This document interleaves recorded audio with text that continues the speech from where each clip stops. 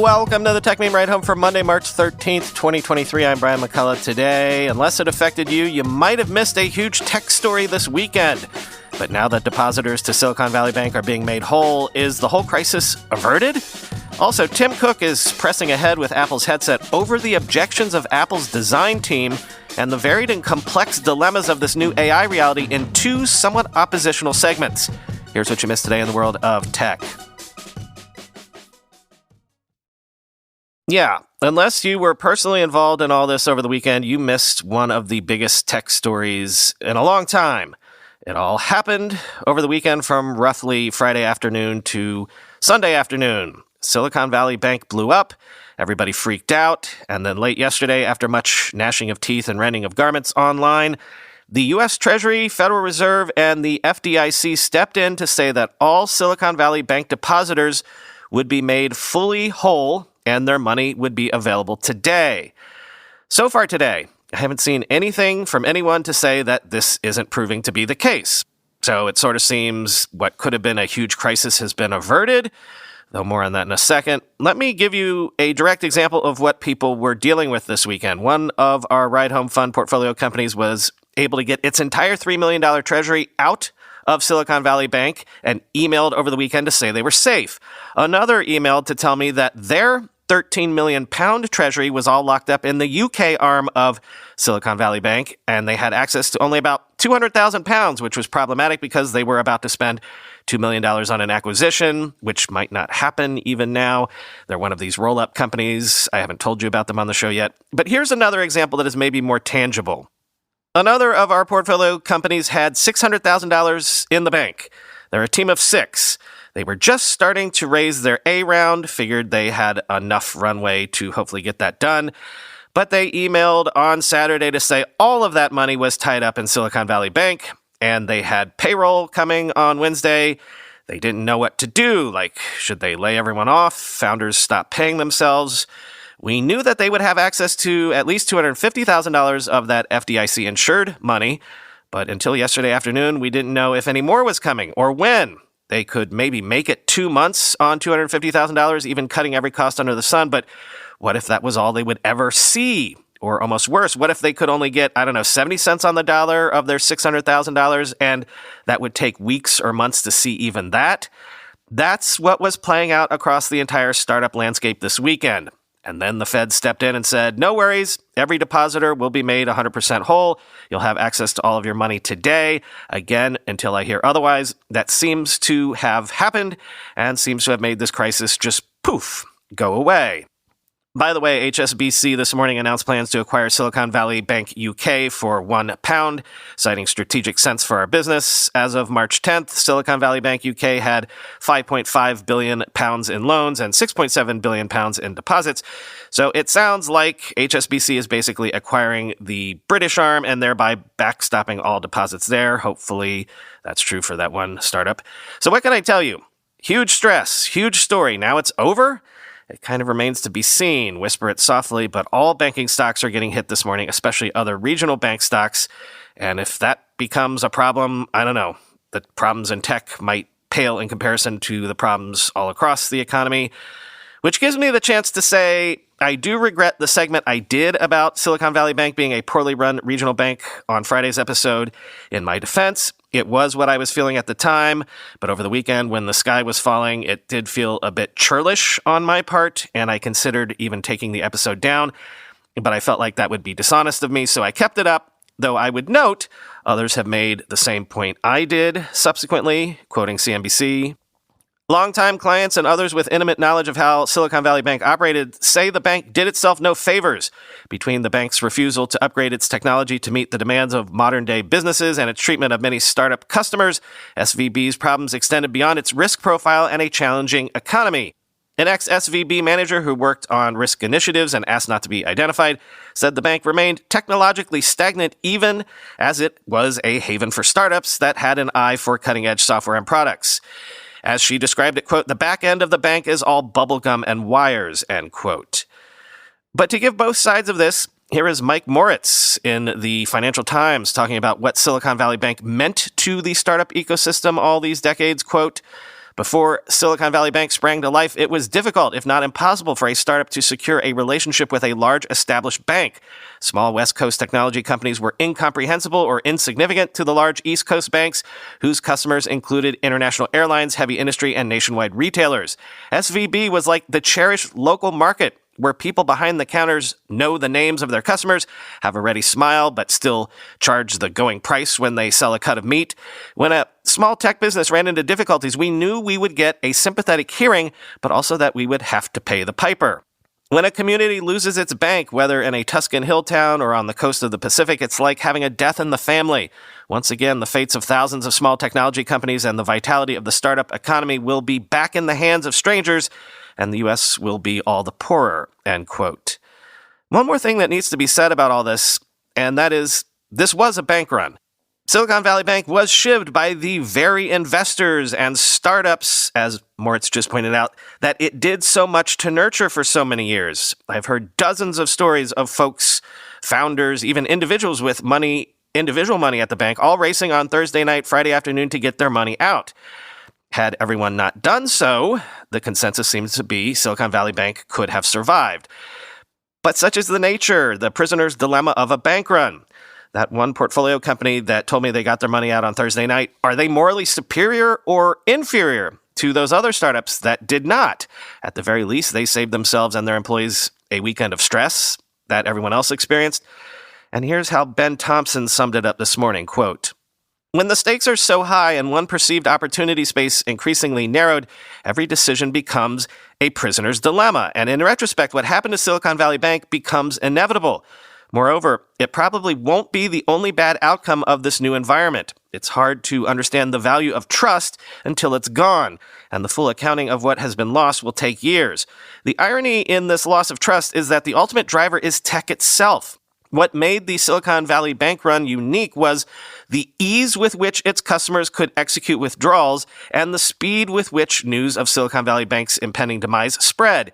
Just to put the scale of this collapse in context, a total of $7 billion in depositors' assets was lost in the Great Depression. $7 billion then is $161 billion today. Silicon Valley Bank, meanwhile, processed $42 billion in withdrawals in 24 hours. It was the speed, fueled by zero distribution costs for both rumors and withdrawals, that was so destabilizing for an entity predicated on arbitraging time. That destabilization and resultant loss of trust, meanwhile, is everywhere around us, from our politics to business to every aspect of media. This increased uncertainty and destabilization has and will continue to drive demands for more government intervention. And like this weekend, it may not even be wrong. More government, though, means replacing trust with more rules, regulations, and restrictions, which will have a long-term effect on innovation. This, perhaps, is the inevitable outcome of tech having set disruption as its objective function. The ultimate casualty may be the Silicon Valley that once was, not just its bank." End quote.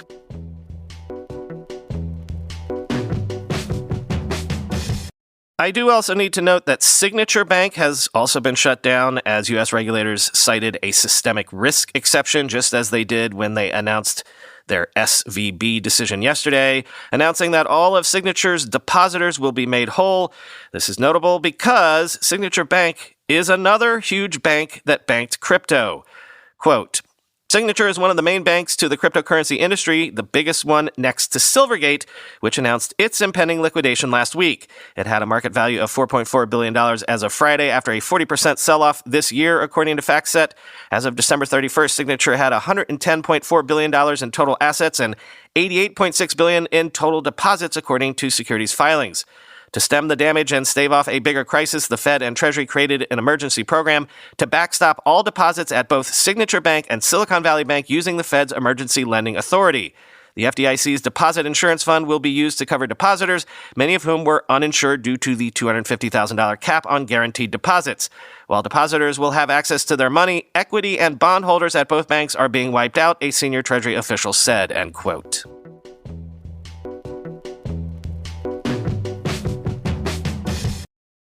So we know that Apple is about to release a mixed reality headset. This piece in the Financial Times doesn't have much new to say about that other than this interesting detail.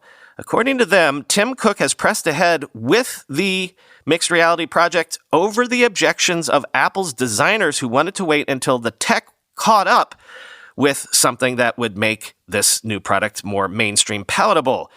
Quote, Apple's famed industrial design team had cautioned patience, wanting to delay until a more lightweight version of AR glasses became technically feasible.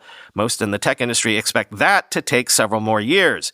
In deciding to press ahead with a debut this year, Cook has sided with operations chief Jeff Williams, according to two people familiar with Apple's decision-making, and overruled the early objections from Apple's designers to wait for the tech to catch up with their vision. Just a few years ago, going against the wishes of Apple's all-powerful design team would have been unthinkable. But since the departure of its longtime leader, Johnny Ive, in 2019, Apple's structure has been reshuffled, with design now reporting to Williams, end quote.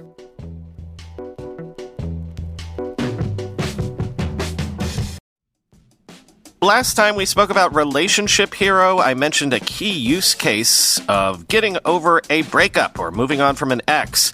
But I want to highlight some other reasons why you might want to work with a certified relationship coach from Relationship Hero. How about just coping with a breakup, that first gut punch, those first terrible few weeks or months? Or how about trying to mend fences, figuring out what you did wrong so maybe you can get back together? What if you're continually unlucky in love? It might be helpful to identify unhealthy relationship patterns so you don't continually make the same mistakes. How about if you're with someone but you're getting mixed signals from them? Is it worth trying to decipher the code, or are you being gaslit for whatever reason and maybe you should just move on? Or what about a simple one? What about cheating? Wouldn't you like someone who has experience dealing with something like that? Again, Relationship Hero can help you with all these sorts of situations and plenty more. Now, for a limited time, you can get $50 off. Just go to relationshiphero.com/techmeme and talk to a relationship coach today with a $50 discount. That's relationshiphero.com/techmeme. When somebody's exceptionally good at what they do, could be a waiter, a chef, a car mechanic, or a software developer, you know you're in good hands. Well, it's the same with a good doctor. When you find the right doctor, you can feel it. You feel heard and at ease. On ZocDoc, finding the doctor that's right for you is seamless. The quality care you need is just a few taps away in the ZocDoc app. ZocDoc is the only free app that lets you find and book doctors who are patient-reviewed, take your insurance, are available when you need them, and treat almost every condition under the sun.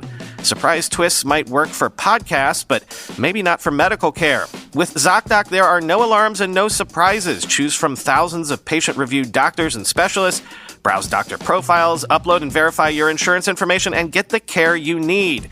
Go to ZocDoc.com/techmeme and download the ZocDoc app for free. Then find and book a top-rated doctor today. Many are available within 24 hours. That's ZocDoc.com/techmeme. ZocDoc.com/techmeme.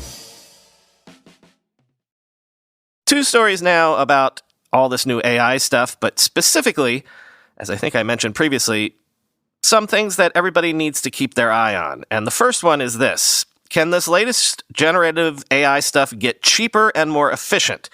This matters because if it continues to be so expensive on the compute, on the energy, on the cost side, then that would mean a scenario where any new innovation around this generative AI stuff will be tied to the major cloud and computing platforms just to survive, just to be born. Any startups will have to build on top of the incumbents. The big will get bigger. In other words, any AI revolution might only serve to entrench the already big players. Here's an example of what I mean. After Microsoft invested $1 billion in OpenAI in 2019, the company scrambled to string together tens of thousands of NVIDIA A100 GPUs, costing them several $100 million just to do so.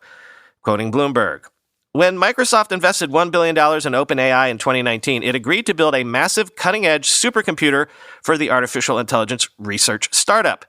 The only problem? Microsoft didn't have anything like what OpenAI needed and wasn't totally sure it could build something that big in its Azure cloud service without it breaking. OpenAI was trying to train an increasingly large set of artificial intelligence programs called models, which were ingesting greater volumes of data and learning more and more parameters, the variables the AI system has sussed out through training and retraining. That meant OpenAI needed access to powerful cloud computing services for long periods of time. To meet that challenge, Microsoft had to find ways to string together tens of thousands of NVIDIA's A100 graphics chips, the workhorse for training AI models, and change how it positions servers on racks to prevent power outages. Scott Guthrie, the Microsoft executive vice president who oversees cloud and AI, wouldn't give a specific cost for the project, but said, quote, "It's probably larger than several $100 million, end quote.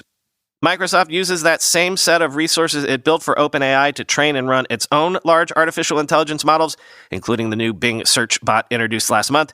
It also sells the system to other customers.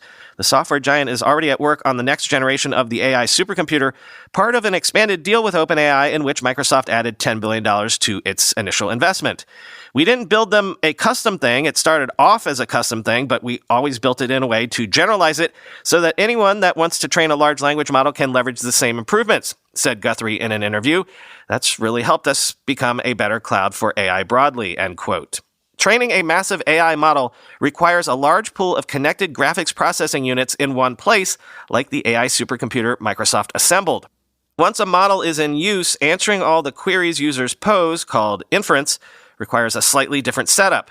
Microsoft also deploys graphics chips for inference, but those processors, hundreds of thousands of them, are geographically dispersed throughout the company's more than 60 regions of data centers. Now the company is adding the latest NVIDIA graphics chip for AI workloads, the H100, and the newest version of NVIDIA's InfiniBand networking technology to share data even faster, Microsoft said Monday in a blog post. Because all these machines fire up at once, Microsoft had to think about where they were placed and where the power supplies were located.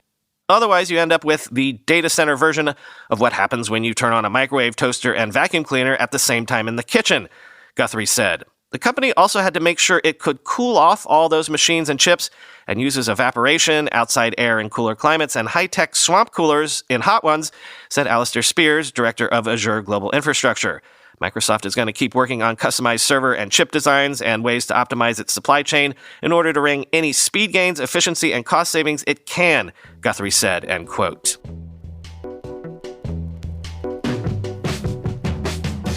Now, obviously, what I just described is not something some new AI startup is capable of doing all on its own. But what if there is an alternative possibility? What if AI models can somehow rapidly become commoditized? What if, just like everyone has had access to powerful semiconductor technologies for the last 50 years, getting cheaper and more powerful every year, Moore's Law and all that, blah, blah, blah, which is what has made the whole tech revolution of the last 50 years even possible. What if just like that, we saw something similar in terms of commoditization happen to this new AI tech? Well, finally today, toward that vision, word that a developer has gotten Meta's 13B Llama model, considered to be competitive with GPT-3, working on his laptop, showing local language models are feasible on consumer hardware. He was only able to do this because Llama leaked on the dark web recently, which is a whole nother concern and kettle of fish. And also, is the fact that he did this even good? Quoting Good Internet. Simon Willis wrote a widely shared post about how he ran the leaked version of Llama 7B and 13B on a 64GB M2 MacBook Pro with llama.cpp, following up with how large language models are having their stable diffusion moment. At the same time, Together.xyz released OpenChatKit, which, quote, provides a powerful open source base to create both specialized and general purpose chatbots for various applications. These are hardly the first open source large language models, with Bloom being the most prominent up to the point of being called the most important AI model of the decade by Alberto Romero. However, it's not hard to see where this is going. At the end of this year, you will be able to run good chatbots fine-tuned on whatever tickles your fancy on a laptop, and their output will match that of models like GPT 3.5, which is the basis for ChatGPT, end quote. And here's Willis himself, quote, "This technology is clearly too important to be entirely controlled by a small group of companies. There have been dozens of open large language models released over the past few years, but none of them have quite hit the sweet spot for me in terms of the following: easy to run on my own hardware, large enough to be useful, ideally equivalent in capabilities to GPT-3, and open source enough that they can be tinkered with. This all changed yesterday thanks to the combination of Facebook's Llama model and llama.cpp by Georgy Gerganov. They're in the wild now. You may not be legally able to build a commercial product on them, but the genie is out of the bottle. That furious typing sound you hear is thousands of hackers around the world starting to dig in and figure out what life is like when you can run a GPT-3 class model on your own hardware. I'm not worried about the science fiction scenarios here. The language model running on my laptop is not an AGI that's going to break free and take over the world. But there are a ton of very real ways in which this technology can be used for harm. just a few: generating spam, automated romance scams, trolling and hate speech, fake news and disinformation, automated radicalization. I worry about this one a lot. Not to mention that this technology makes things up exactly as easily as it parrots factual information and provides no way to tell the difference. Prior to this moment, a thin layer of defense existed in terms of companies like OpenAI having a limited ability to control how people interacted with those models. Now that we can run these on our own hardware, even those controls are gone, end quote. Both pieces go on to explore in great detail all of the potential bad actions that could come with these models now being out in the wild. I present all of this to you without taking a position on it for now. On the one hand, this new technology has the potential to kickstart a Cambrian explosion of new tools, as I said recently, new innovation and new startups, but it might not get a chance if it's tied to the incumbent gatekeepers. And then, on the other hand, maybe having stuff this powerful at its earliest stages where we don't know all the consequences of it, maybe having it in the hands of gatekeepers isn't the worst thing in the world. Welcome, everybody, to the wild new world of AI.